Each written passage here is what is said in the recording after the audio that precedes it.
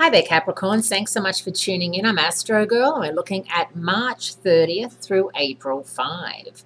And it's a really interesting week, Capricorns. There's a lot happening in the fire and air signs, but also Mars, the planet of motivation, stimulation, energy, and passion, is moving into Taurus, which, of course, is your fellow Earth sign, your fifth house of romance, creativity, and self-fulfillment.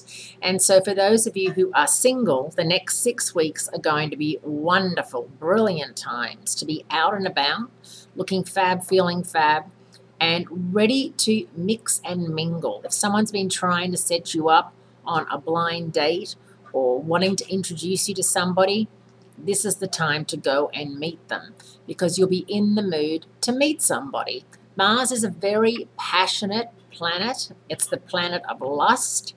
And in Taurus, which is a very grounded, earthy, sensual sign, it really is a match made in heaven if you do happen to meet someone born under the sign of Taurus. Scorpios and Pisces and Virgos are also excellent matches for you. If you're in a relationship, this is a time when you can, boost up that libido and, maybe get back to the place you were when you first met.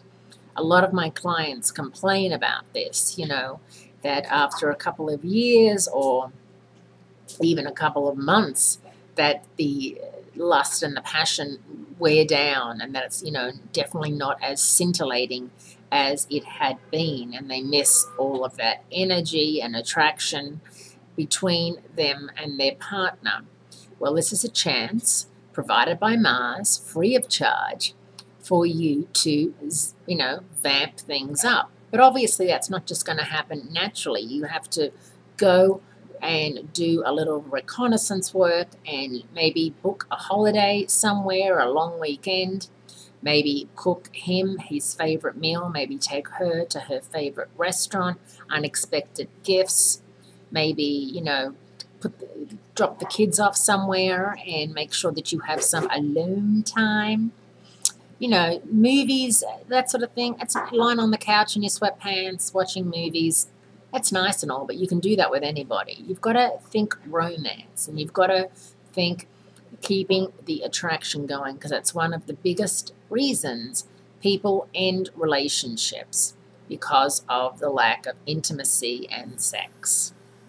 Now, speaking of relationships, there is a full moon total lunar eclipse in Libra on Saturday, April 4.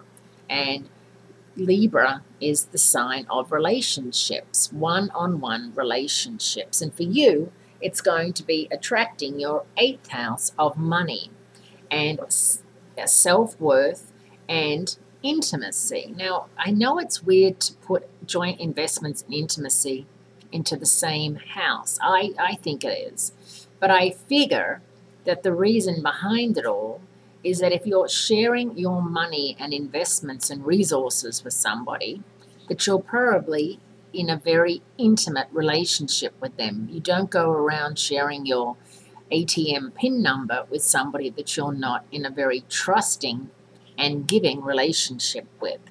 So try not to get into a heated, shall we say, discussion about money over the weekend, because the lunar eclipse is going to be pushing you to make some rather startling decisions, and they may be decisions that once made you cannot take back, and you may want to take them back.